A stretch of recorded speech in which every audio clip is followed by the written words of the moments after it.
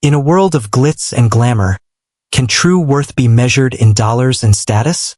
Get ready for a wedding day shocker that exposes a hidden truth. If you believe there's more to people than meets the eye, hit that like button and subscribe now. You won't want to miss this story. Isabella Thorne had built her entire identity, her carefully curated world, on a foundation of status and control. She was an heiress, a woman who anticipated admiration, who never doubted her place at the very pinnacle of society. But all it took was one extravagant wedding day, one quiet entrance from the most unexpected guests, for her perfectly ordered reality to shatter into a million glittering pieces. The air in the opulent bridal suite at Thorne Manor was thick with the heavy scent of white roses and astronomically expensive perfume. Isabella Sterling sat before a massive, antique gold-framed mirror, a team of anxious stylists fluttering around her like nervous birds. Her wedding gown, a breathtaking, custom-made designer creation adorned with thousands of intricate pearls and hand-sewn lace, shimmered under the soft glow of the crystal chandelier. Yet, despite the overwhelming grandeur surrounding her, Isabella's face was set in a deep, unattractive scowl. She turned sharply toward her mother, Victoria Thorne, who was seated elegantly on a velvet chaise lounge, sipping champagne from a delicate flute, her expression one of serene, practiced composure. Beside Victoria, Isabella's maid of honor, Charlotte, discreetly adjusted her diamond bracelet, her expression a mix of amusement and subtle nervousness, sensing the storm brewing. "I can't believe I have to deal with this today," Isabella huffed, her perfectly manicured nails tapping impatiently against the ornate vanity table, the sound sharp and brittle. "Mother, have you seen Julian's family? They're just—" She waved a dismissive hand, the gesture encompassing an entire world she deemed beneath her. "So simple." Victoria Thorne raised a perfectly sculpted eyebrow but said nothing, waiting with the patience of someone who understood her daughter's superficial fixations, but rarely indulged them openly. "They're from some tiny town upstate, Mother," Isabella went on, her tone dripping with palpable disdain, her voice low enough that the stylists couldn't quite hear. "I bet they don't even know which fork to use at a formal dinner. And their clothes, God, what if they show up in something outdated and embarrassing? Something that clashes with the decor?" Charlotte stifled a giggle, though her eyes sparkled with a nervous energy. "Well, sweetheart, they're not exactly sterling material, are they?" Isabella smirked, a cold, humorless expression that tightened the skin around her eyes. "That's putting it lightly." Her mother finally set down her champagne glass, the delicate crystal clicking softly against the side table, and sighed, a long, weary sound. "Olivia, darling, we don't get to choose our in-laws. But at least you chose the right groom. Julian is perfectly presentable, charming, well-educated." Isabella rolled her eyes, the gesture petulant despite her elaborate bridal attire. "Did I, though?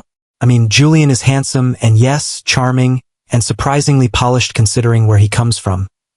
But his family? It's like marrying into mediocrity. It clashes with everything." Victoria Thorne didn't argue, didn't try to reason. She simply smoothed the luxurious fabric of her elegant dress and glanced at her daughter, a silent message in her eyes. "Just smile through it, Isabella. The wedding is about you, your status, your moment. Not them." A discreet knock sounded at the door, a signal from the waiting staff. "5 minutes, Miss Sterling." Isabella Thorne took a deep, shaky breath, feeling the familiar surge of adrenaline, the need to perform, to be perfect. She forced a dazzling, radiant smile onto her face, a mask of joy that didn't reach her eyes. "All right, ladies, let's get this over with. It's showtime."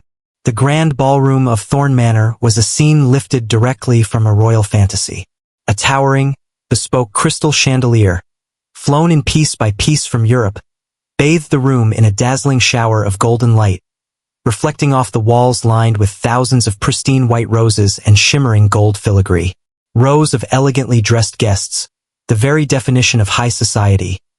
CEOs, powerful politicians, international celebrities, murmured amongst themselves, sipping champagne from flutes held with practiced ease, awaiting the ceremony. This was a wedding for the elite, a meticulously curated event where every single detail, from the imported silk tablecloths to the live orchestra flown in from Italy, was designed to exude unimaginable wealth, impeccable taste, and absolute sophistication. As Isabella took her first steps into the aisle, a breathtaking vision in white and pearls, a hush fell over the room. All eyes turned to her, and she felt a surge of triumphant exhilaration, soaking in the waves of admiration and envy. This was the moment she had dreamed of, an event worthy of her status, her legacy, a testament to her place in the world. Then, with a soft creak of ancient hinges, the massive doors at the back of the ballroom opened again, discreetly, almost silently. Julian's family entered. The contrast was not subtle. It was striking, palpable, drawing the eye in a way that made Isabella's stomach clench. While Isabella's guests were adorned in the latest designer gowns and tailored tuxedos, draped in diamonds and sapphires, exuding an almost aggressive aura of wealth, Julian's parents and younger sister were dressed in simple, elegant, but clearly modest attire. His mother, Evelyn Bennett, wore a classic navy blue dress, well-fitting and graceful, but utterly plain compared to the bejeweled, elaborate gowns surrounding her. His father, Robert Bennett, wore a well-fitted suit, a good suit, but it lacked the subtle luxury branding, the custom Italian cut that Isabella's father's ensemble boasted. His sister, Clara, in a simple pastel dress, looked fresh-faced, intelligent, and carried herself with quiet grace, but she was nowhere near the extravagant, almost theatrical displays of wealth presented by the other younger female guests. A subtle, almost imperceptible murmur rippled through the impeccably behaved crowd, a wave of curiosity and quiet judgment that felt like a physical assault to Isabella's heightened senses. Her grip on her cascading white rose bouquet tightened until her knuckles were white. She stole a frantic glance at her mother, Victoria Thorne, who subtly raised an eyebrow, her composure momentarily faltering. No words were exchanged, but the message was clear. This is even worse than we thought. Isabella forced herself to turn back toward the altar, her dazzling smile never wavering, fixed in place like a mask, though her stomach twisted violently with embarrassment, with shame that these people were associated with her on her perfect day. Julian Bennett, the handsome groom, ever the gentleman, radiated warmth and genuine joy as his family approached. He stepped forward, his smile wide and welcoming, hugging his mother tightly and shaking his father's hand with respect. "Mom, Dad, Clara, you look wonderful. I'm so happy you're here." His mother, Evelyn, her face etched with a love and pride that transcended any attire, smiled warmly, her dark eyes filled with adoration for her son. "We wouldn't miss this for the world, sweetheart. You look so handsome." Clara grinned, her expression open and loving. "You look amazing, Julian. Absolutely perfect." Isabella forced herself to step closer, pasting her radiant smile back onto her face, the effort immense. Julian turned, his hazel eyes bright with love and happiness, completely oblivious to the social chasm opening around them. "Olivia, darling, you remember my parents, Robert and Evelyn, and my sister, Clara." She plastered on her most charming, most practiced smile, a masterpiece of social engineering. "Of course. Lovely to see you all again. Welcome." Evelyn extended a hand, her grip warm and genuine. "You look beautiful, dear. A vision." Isabella hesitated for half a second, a flicker of disdain in her eyes, before taking it, her grip fleeting, cold, and dismissive. "Thank you." She glanced quickly at Charlotte, her maid of honor, who smirked knowingly, sharing Isabella's private judgment. Then Isabella turned back to Julian, her dazzling smile still in place for the benefit of the room, but her voice, in a hushed whisper only her maid of honor beside her could hear, was low and sharp, muttered through clenched teeth. "I can't believe this, Charlotte. Julian looks so polished, so perfect. And then there's them. God, what an embarrassment. At my wedding." The mystery to the guests was their simple appearance. The mystery to Isabella was why Julian wasn't as mortified as she was. The reception was a spectacle of pure, unadulterated luxury, held in a breathtaking glass-domed ballroom overlooking the Thorne Estate's sprawling, perfectly manicured gardens. The towering chandeliers above cast a warm, golden glow over the elegantly decorated tables, each adorned with crystal vases overflowing with impossibly delicate, imported orchids. Soft classical music played in the background, performed by the Italian orchestra, mingling with the hum of conversation, the clinking of crystal, the subtle sounds of extreme wealth at play. Yet, despite the sheer perfection of the setting, a subtle, almost imperceptible tension wove through the air, a dissonance that grew with each passing moment. Guests had begun to notice, had begun to whisper.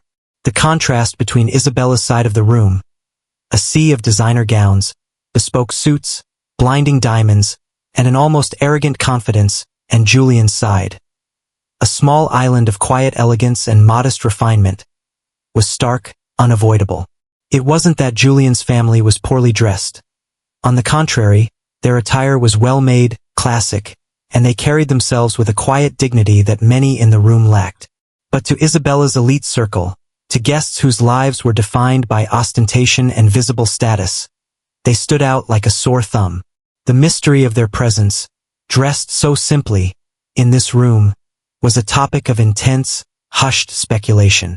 At one table, a woman in a sequined gown leaned conspiratorially toward her husband, her voice barely above a whisper, yet sharp with judgment.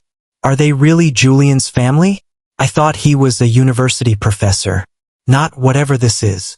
At another table, a young socialite, draped in enough diamonds to fund a small country, laughed softly into her champagne flute, the sound cruel and dismissive. "They look like they walked into the wrong wedding entirely. Honestly, how utterly gauche." The comments, the judgments spread like wildfire across the room. Isabella could hear them, feel them like pinpricks on her skin.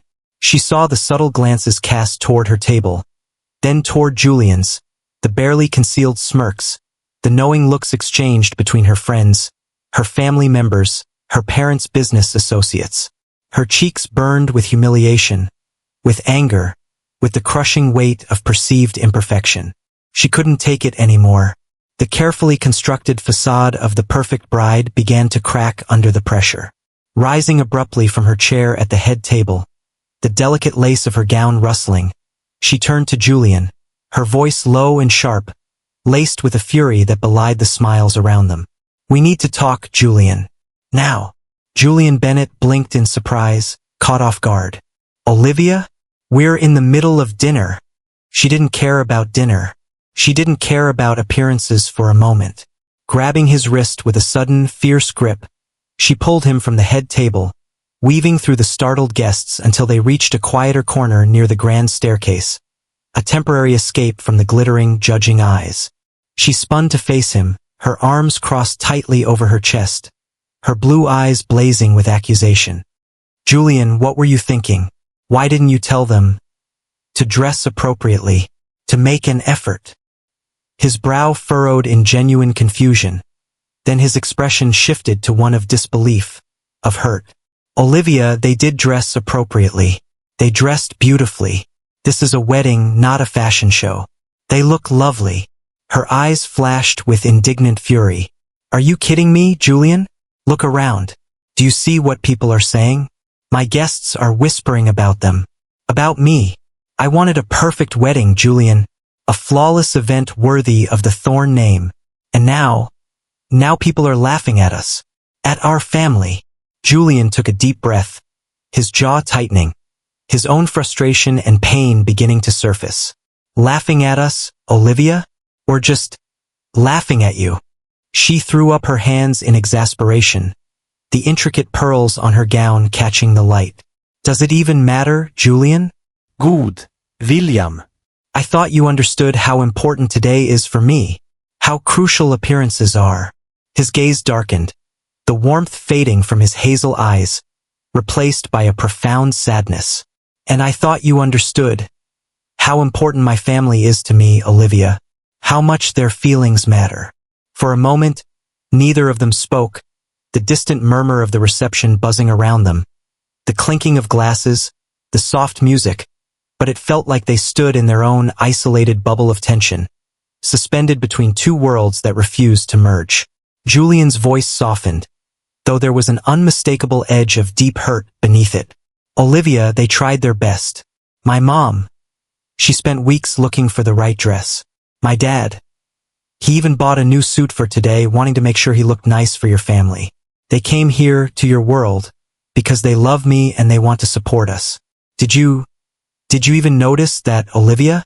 Did you see past what they were wearing? She hesitated, just for a second, a flicker of something unreadable in her eyes, but it was enough. Julian exhaled slowly, a sound of profound disappointment. You didn't, did you? You didn't see them at all.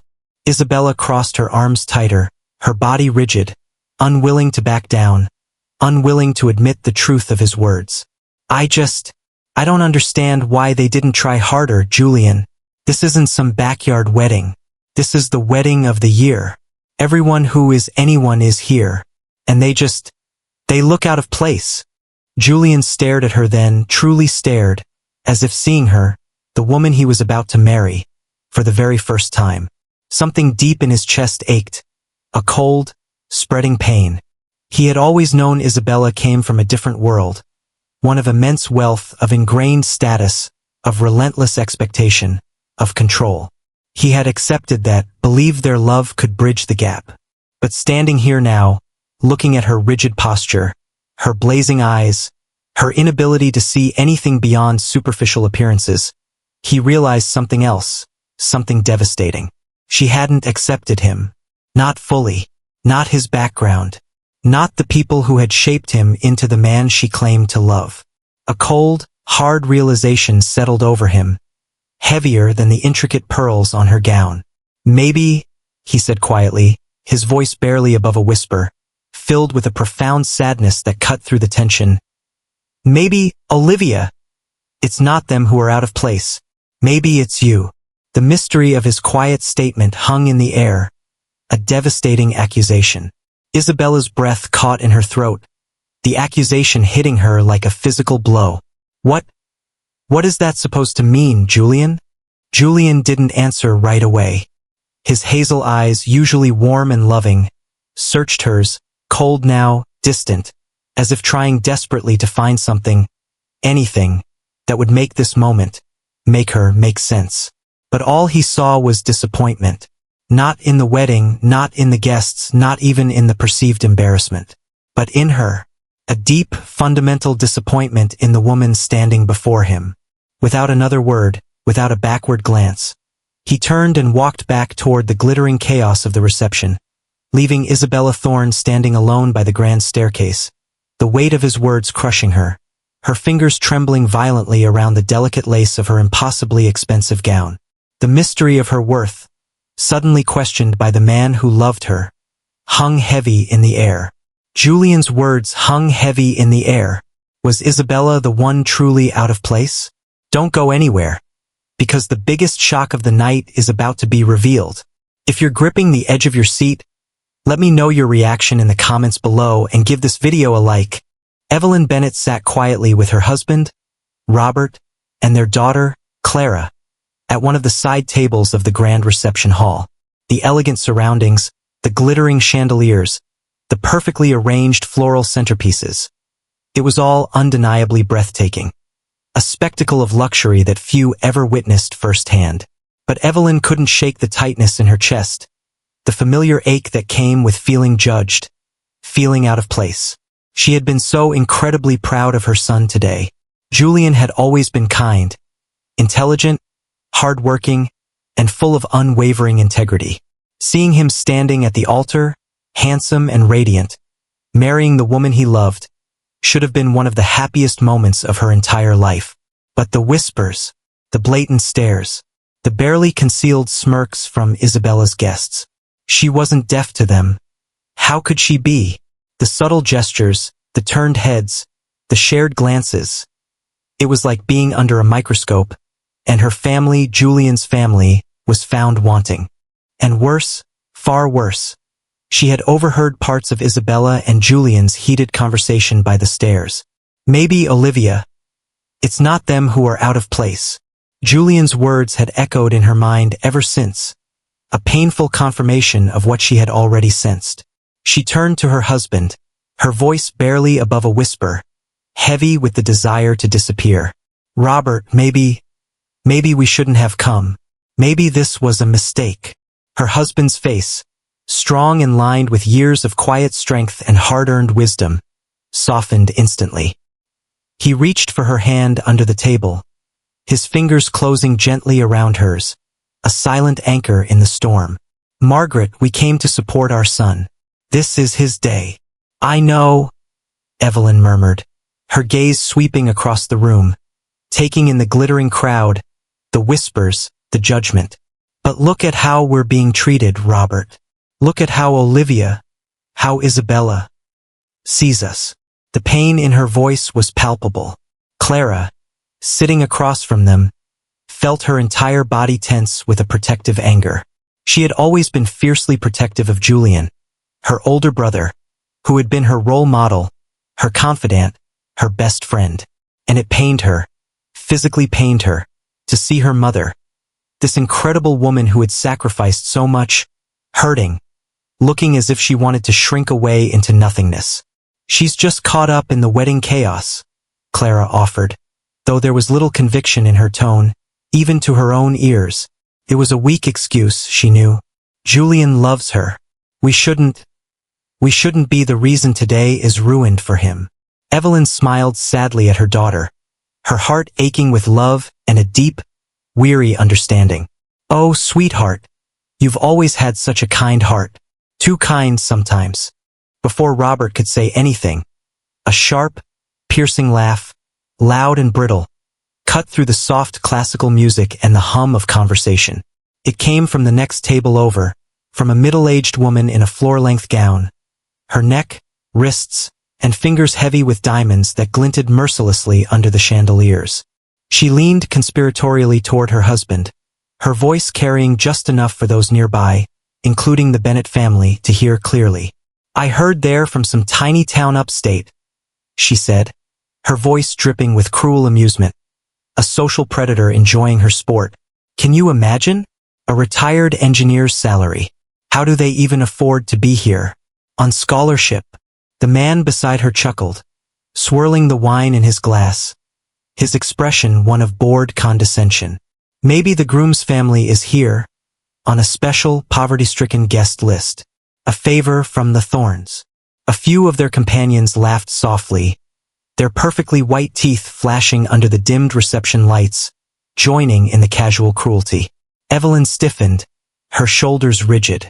Robert's grip on her hand tightened slightly, a silent warning to stay calm, to let it pass, to not give them the satisfaction of a reaction. Clara, however, wasn't as composed, wasn't as practiced in the art of enduring condescension.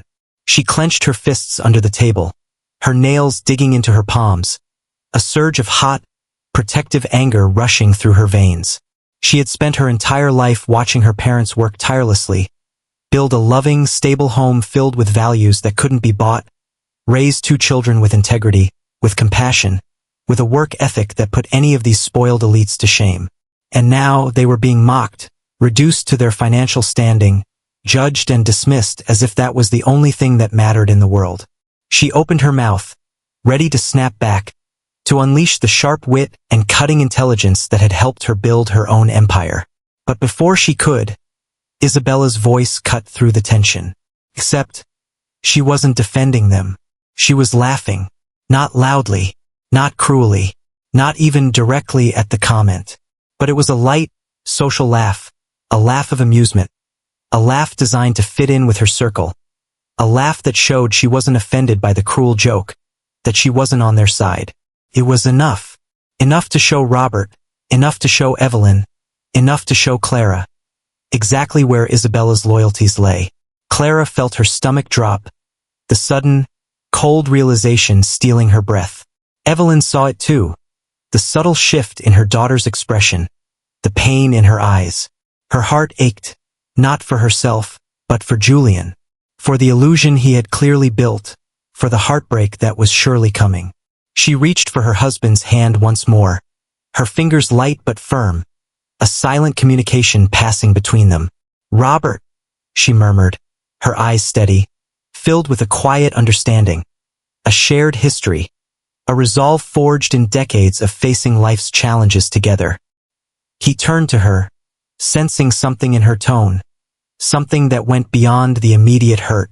She smiled, not a smile of amusement or condescension or even sadness, but one of quiet knowing, of inner strength, of a test being awaited. "Let's just wait and see," she said softly, her gaze sweeping across the room, encompassing the glittering chandeliers, the whispering guests, the woman laughing cruelly about their perceived lack of wealth. The mystery of Evelyn's calm, her knowing smile, was just the beginning.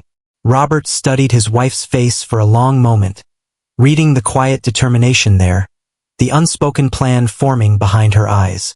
Then, slowly, a matching, almost imperceptible smile touched his own lips. He nodded, and so they waited.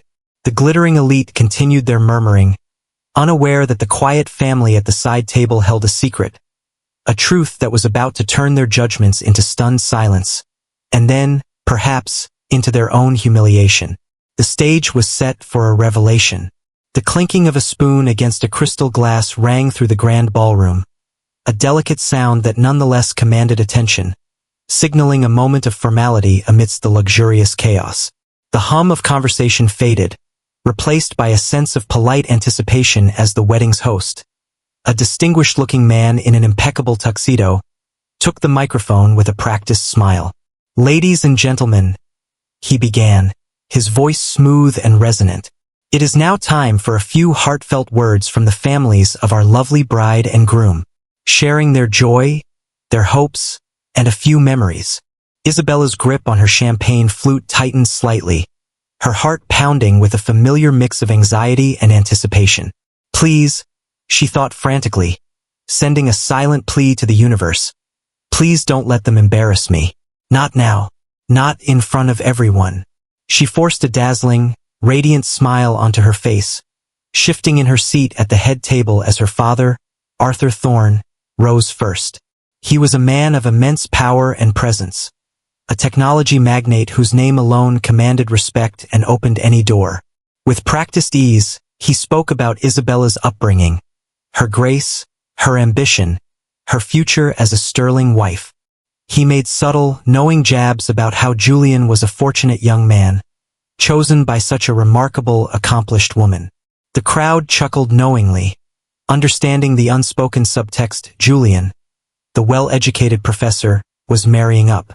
Isabella exhaled in relief. Perfect. Her father, at least, understood the importance of maintaining the narrative. Then, the host turned toward Julian's family table, a polite smile on his face. "And now, we'd love to hear from the groom's parents, Mr. and Mrs. Bennet." Isabella's stomach twisted violently. This was it, the moment she had dreaded. Her palms were suddenly slick with sweat.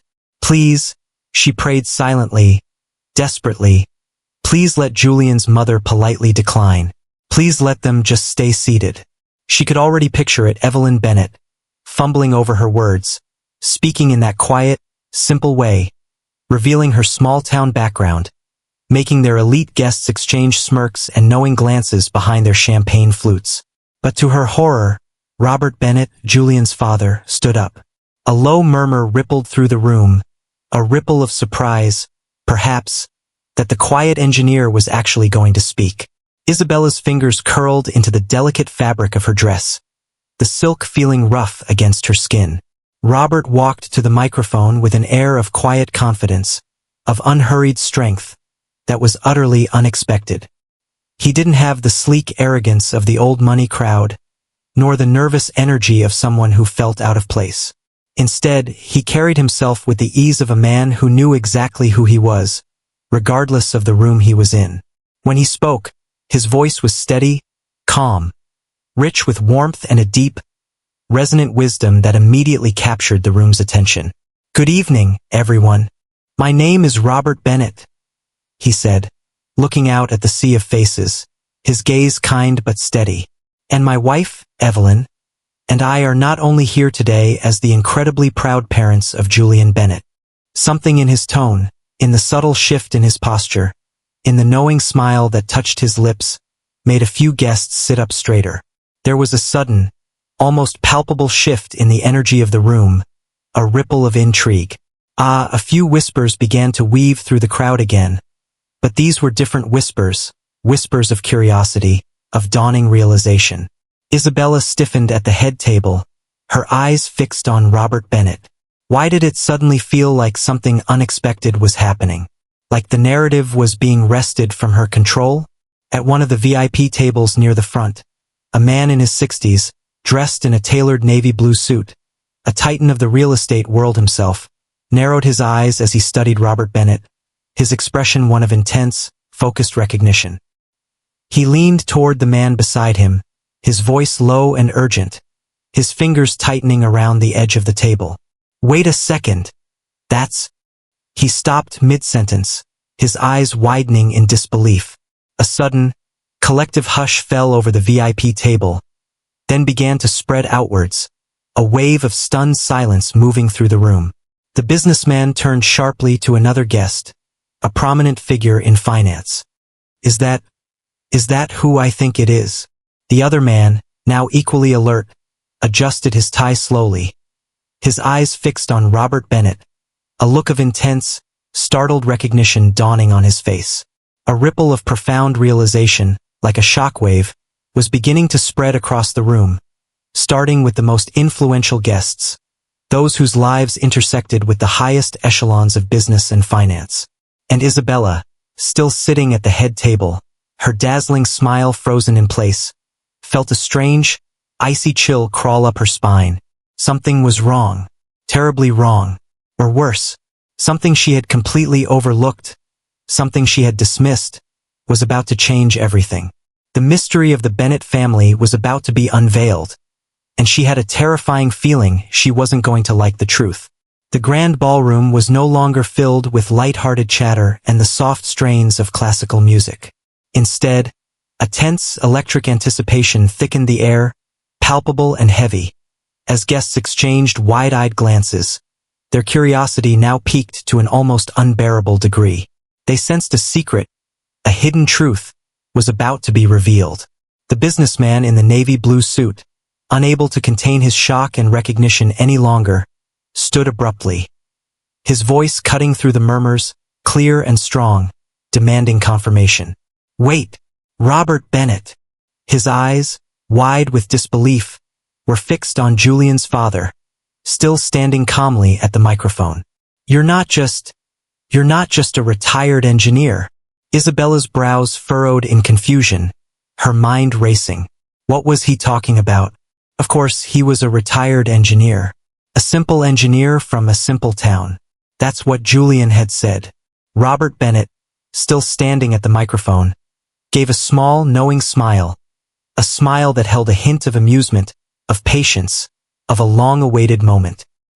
He tilted his head slightly, his gaze sweeping across the room, as if waiting for the full weight of the realization to settle in. The businessman turned back to the stunned guests at his table, his voice filled with awe and disbelief, announcing the hidden truth to the room. "Ladies and gentlemen, this man, Robert Bennett, is one of the most successful real estate investors in the country. He owns half the commercial properties in downtown Seattle." A collective gasp swept through the room, loud and undeniable, followed by a wave of exclamations, of disbelief, of stunned murmurs. "No way! Robert Bennett? The same Bennett who built the Emerald Towers? The man who bought up half the waterfront? I thought he was just a schoolteacher, an engineer." The whispers carried a mixture of awe, shock, and profound embarrassment for having so thoroughly misjudged him. Isabella's breath hitched, a strangled sound in her throat. She turned sharply to her mother, Victoria Thorne, whose perfectly composed expression had shattered into a mask of pure shock and disbelief.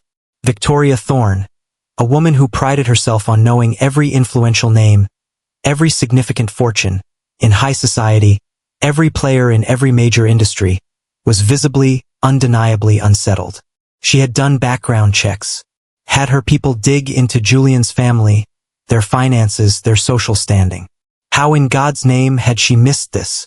How had they not discovered the architect of half of downtown Seattle? Robert Bennett chuckled softly, the sound warm and genuine, his gaze sweeping across the room, taking in the stunned faces, the dropped jaws. Yes, he said, his voice calm, his presence filling the room with a quiet authority that had nothing to do with thorns or sterlings. I did spend many years as an engineer. It was a fulfilling career. But real estate was always a passion of mine. Over the years, Evelyn and I invested quietly, building a portfolio that now spans across several regions. Another stunned silence fell over the room, heavier and more absolute than the first. Then, a woman near the front, a prominent figure in the philanthropic world, gasped, her voice filled with disbelief. Evelyn? Margaret Carter? Her voice wavered, trembling with recognition. The same Evelyn Bennett? Who started the Serenity Foundation? Evelyn Bennett, still seated at the table, this supposedly simple woman in her classic navy dress, smiled warmly, a gentle, radiant smile that lit up her face. That's me, she confirmed softly. At this, even more guests erupted into murmurs, into exclamations of shock and awe. The Serenity Foundation was one of the most renowned charities in the country, known for its transformative work providing clean water and sustainable agriculture to communities in need across the globe. Victoria Thorne's grip tightened fiercely on her champagne flute, her knuckles white. This woman, this quiet, elegant woman she had deemed unworthy, was responsible for a foundation that had received praise and massive donations from some of the wealthiest philanthropists in the world, people Victoria desperately sought to impress. Isabella felt as if the solid floor of Thorne Manor had been ripped from beneath her feet, plunging her into a terrifying, disorienting freefall. Her entire reality, her carefully constructed hierarchy of status and worth, was collapsing around her. And then, as if the final, devastating blow hadn't yet landed, another guest, a young man who worked in finance, gasped, his voice filled with a mixture of shock and dawning recognition as he looked at Clara. The daughter, Clara Bennett, isn't she? Before anyone could finish the question, a man in a sleek black suit, who had been scrolling through his phone in disbelief, checking financial news and company profiles, lifted his head, his eyes wide with astonishment. She's the CEO of Nova Dynamics, he announced, his voice carrying over the stunned crowd, a declaration that sealed the Bennett's true status. Now the room descended into complete, utter chaos. Whispers turned into shouts, exclamations, gasps of disbelief that echoed through the opulent ballroom. Nova Dynamics, one of the fastest-growing renewable energy companies in the country, already valued in the billions, disrupting entire industries.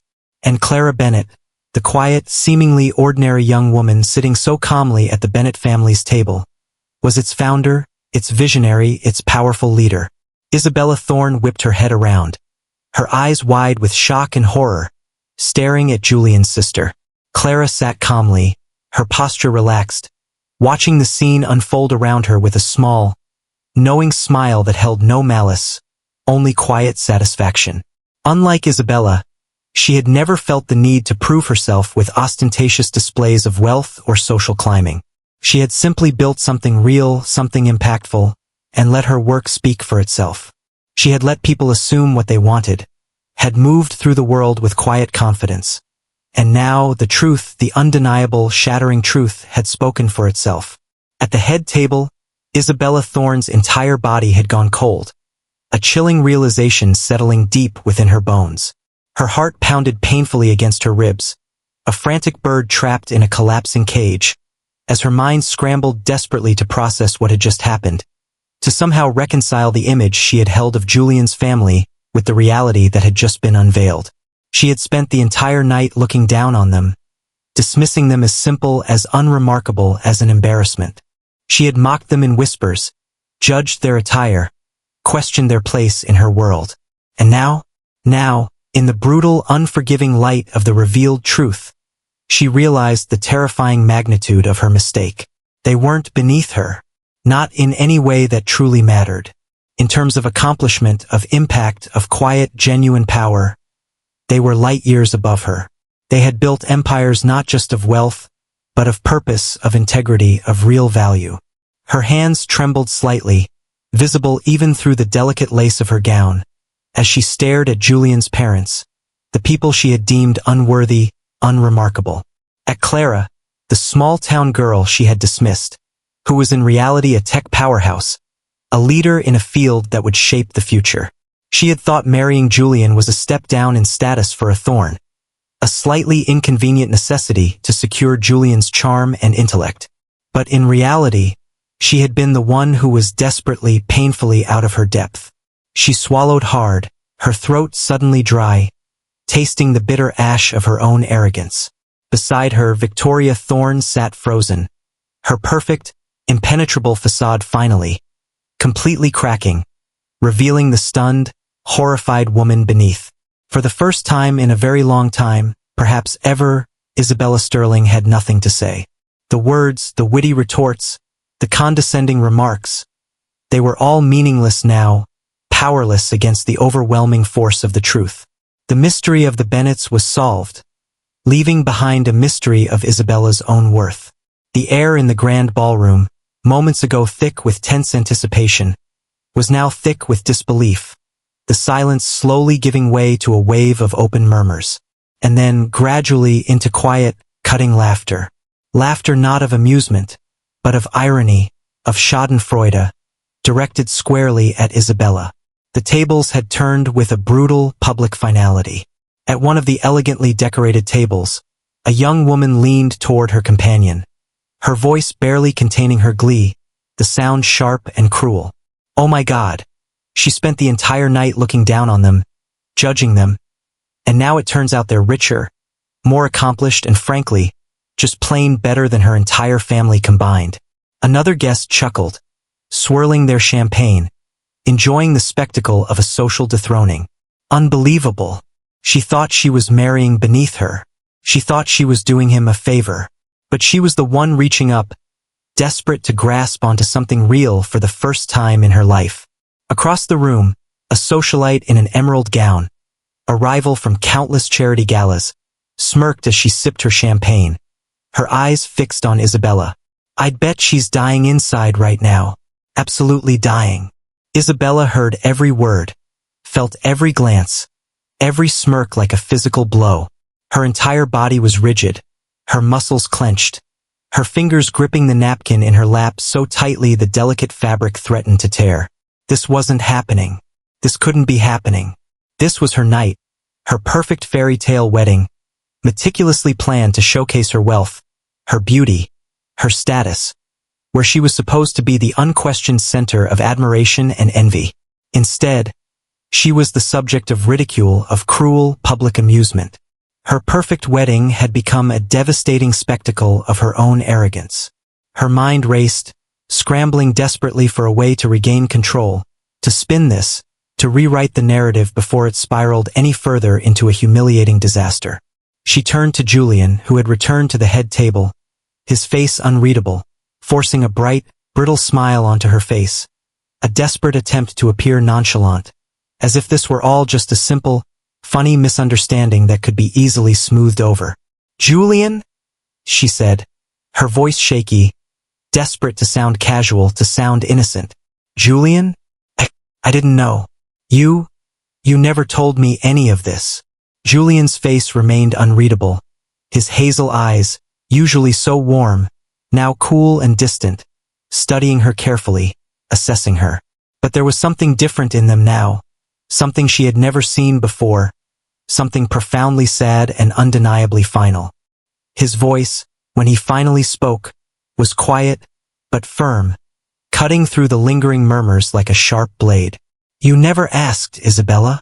The words hit her harder than any accusation, any shout, any insult could have. They landed with the quiet, devastating weight of truth.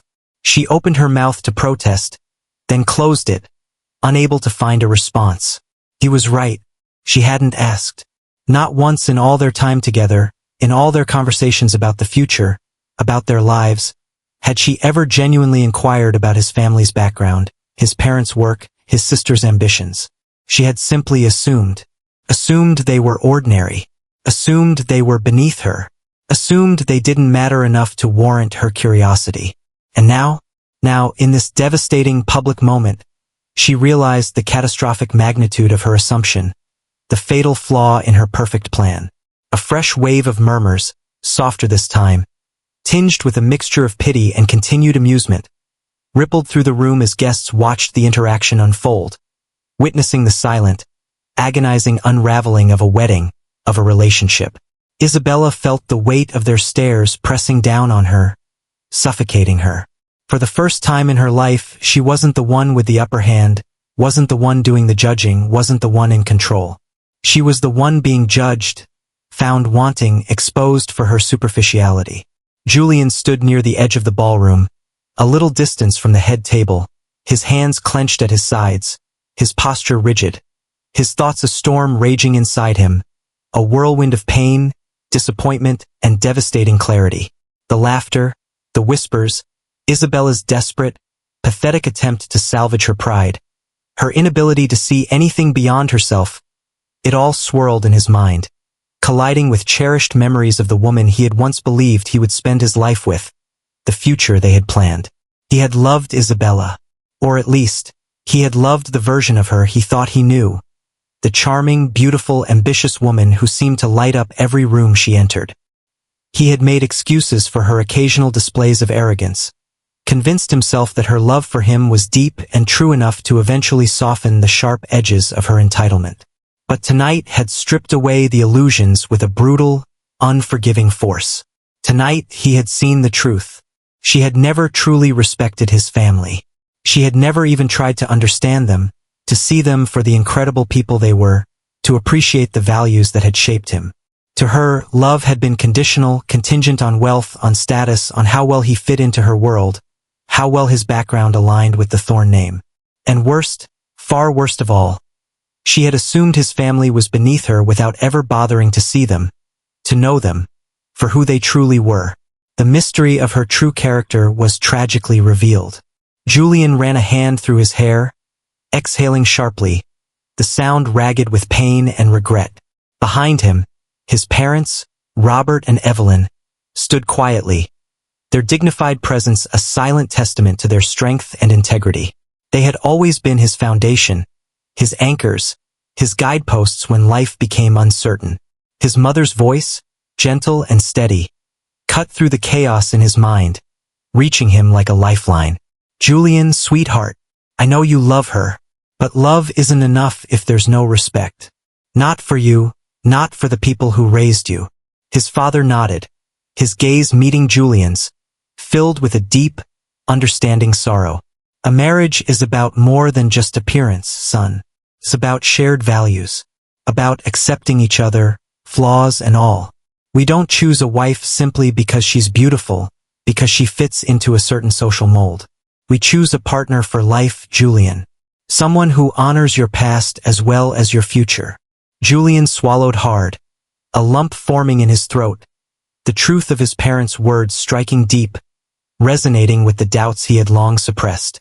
For months, he had ignored the nagging voice in the back of his mind, convincing himself that Isabella would change, that her love for him would somehow magically soften the sharp edges of her arrogance and superficiality. But tonight had proven otherwise. It had proven that the core of who she was, what she valued, was fundamentally incompatible with his own. He took a deep, steadying breath, the decision solidifying within him. He turned, his gaze sweeping across the glittering, judging faces in the room, settling on Isabella, frozen at the head table, her face pale, her eyes wide with fear and dawning horror. He walked back towards the center of the ballroom, towards her, towards the altar they would not reach together. The room fell into a stunned silence as guests realized with dawning clarity what was happening. All eyes, hundreds of them, turned to him, the spotlight shifting from the humiliated bride to the heartbroken groom. At the head table, Isabella sat rigid, her fingers wrapped tightly around her champagne flute, her perfect facade shattered beyond repair. The moment Julian's gaze locked onto hers, across the expanse of the ballroom, her breath caught in her throat, a small, strangled sound. He stepped closer, the weight of the moment pressing down on them both, a tangible force in the silent room. Then, his voice, quiet but unwavering, filled with a profound sadness that nonetheless carried absolute finality, cut through the silence. A sentence passed on their future. "Isabella," he said, his voice clear, strong, carrying to every corner of the ballroom. "I can't marry someone who doesn't respect my family." A collective gasp, loud and sharp, ripped through the stunned crowd. Isabella's face drained of color, turning a ghastly white, the last vestige of her composure vanishing. For the first time tonight, perhaps for the first time in her life, she had nothing to say. The words, the arguments, the protests, they all died on her lips. A complete hush fell over the grand ballroom, the silence more deafening than any noise could have been. The air was thick with disbelief, with shock, with a tension that crackled like an unspoken storm about to break. For a long, agonizing moment, Isabella simply stared at Julian, her vision blurring through a sudden rush of tears, as his quiet words echoed in her head. A devastating, undeniable truth. "I can't marry someone who doesn't respect my family." The brutal, final reality of it struck her like ice water, a shock to her system. Her hands trembled uncontrollably as she reached for him. A desperate, broken gesture. Her voice breaking, a raw sound of pain and pleading. "Julian, please, please, let's talk about this. We can fix this." But he had already made up his mind. His face was calm, utterly devoid of anger, but there was no room for negotiation, for pleading. His expression was one of quiet, profound, final disappointment. A kind of disappointment that told her there was nothing left to say, nothing left to fix. The mystery of their connection was severed. Julian turned away from her, slowly, deliberately. Her breath hitched, a sharp, painful sound, as he took a step back, away from the altar, away from the perfect, unattainable future they had once planned together, a future built on lies and assumptions. "Julian," she whispered, her voice barely audible, a plea lost in the vastness of the ballroom. But he didn't stop. He kept walking, away from the head table, away from her, towards the back of the room. Robert and Evelyn Bennett stood then, their dignified presence making a statement without a single word, their faces filled with sorrow, not for Isabella, but for the pain their son was enduring, for the future he had just lost. Clara shot one last unreadable glance toward Isabella. A look of understanding, perhaps, of a lesson learned before following her parents. The Bennett family walked out of the grand ballroom, their heads held high, their quiet dignity a stark contrast to the chaos they left behind, leaving Isabella Thorne standing there, utterly alone, in front of hundreds of guests, drowning in the glittering wreckage of her own humiliation. The murmurs started again, slowly at first, then growing louder, some hushed with shock, others openly cruel, their voices filled with judgment.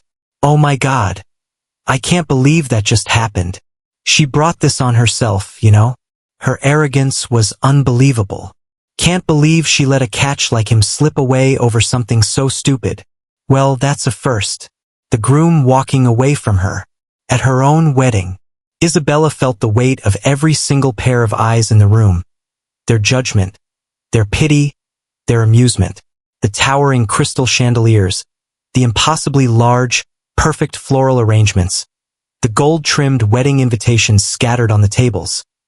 It all suddenly felt so meaningless, so hollow. Her perfect wedding, the symbol of her status, her triumph, had turned into a devastating public spectacle of her own making. And worst of all, in that moment, surrounded by the evidence of her wealth and privilege, she had no one to blame but herself. The shock of the wedding that wasn't. But was this the end, or a new beginning? 18 months can change everything. Share your thoughts on Isabella's journey in the comments below. If this story of unexpected truths resonated with you, please give it a like and subscribe to our channel for more inspiring transformations. 18 months later. The world hadn't ended that night, though for a long time, for Isabella Thorne, it had felt like it had.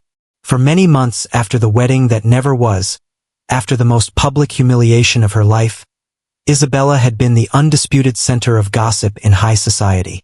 She had avoided every gala, every luncheon, every exclusive event where whispers and knowing smirks followed her like shadows, constant reminders of her spectacular downfall.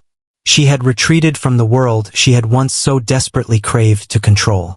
But as the months passed, as the initial shock and shame began to fade, something deep inside her, something she hadn't known existed, began to shift. For the first time in her life, Isabella was forced to look inward, to ask herself difficult, painful questions.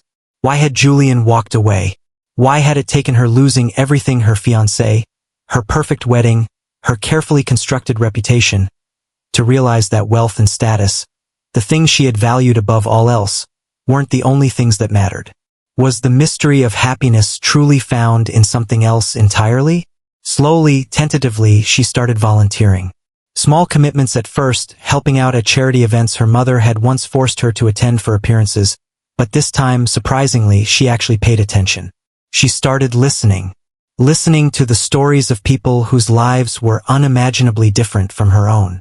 She donated to causes anonymously without seeking recognition or photo opportunities, a concept that would have been unthinkable to the old Isabella. She spent time in underprivileged schools and community centers the Serenity Foundation supported, watching children's eyes light up as they received books, nutritious food, and opportunities they never would have had otherwise. She learned about hardship, about resilience, about generosity, about happiness found in unexpected places. She learned about herself. She grew, quietly, profoundly, away from the glaring spotlight of high society. The mystery of a life beyond wealth was slowly unfolding before her. And in the quiet moments when she was alone with her thoughts, during her volunteer work, during her quiet evenings at home, she still thought of Julian. She wondered if he was happy, if he ever thought of her, if he had found the respect and understanding he deserved. And then, one sunny spring afternoon, in a quiet park away from the bustling city center, she saw him again. She had been walking along a tree-lined path, the new green leaves rustling in the gentle breeze, the sun warm on her face, the feel of the ground solid beneath her, no longer designer boots, when she spotted him sitting at an outdoor cafe, a familiar figure bathed in the afternoon light. Her breath caught in her throat. Julian. But he wasn't alone. A woman sat across from him, her head tilted back, laughing at something he had said, a sound that carried across the quiet park. She was effortlessly beautiful, yes, but not in the way Isabella had once defined beauty. Not in flawless makeup or expensive clothes. Her beauty came from within, from the warmth in her dark eyes, the kindness in her smile, the open, genuine way she leaned toward him, as if truly listening to every word he said. And Julian, he looked happy, not just content or settled or successful, but truly, genuinely happy. Isabella stood there for a long moment, unseen, hidden by the trees, watching the man she had once been ready to spend her life with, the man she had almost lost everything for, the man whose words had shattered her world and ultimately set her free. Then, slowly, a small, soft smile touched her lips, a smile filled not with bitterness or regret, but with a quiet, profound understanding. For the first time since that devastating wedding day, she didn't feel resentment, didn't feel the sharp sting of public humiliation, didn't feel regret for what might have been, only a deep, overwhelming sense of gratitude. Because losing Julian, losing the perfect wedding, losing her place in the world she had always known, that had been the wake-up call she never knew she needed, the catalyst for a transformation she had never imagined possible. And though she had lost him, she had found something infinitely greater, something true and lasting. Herself. The mystery of true happiness finally understood.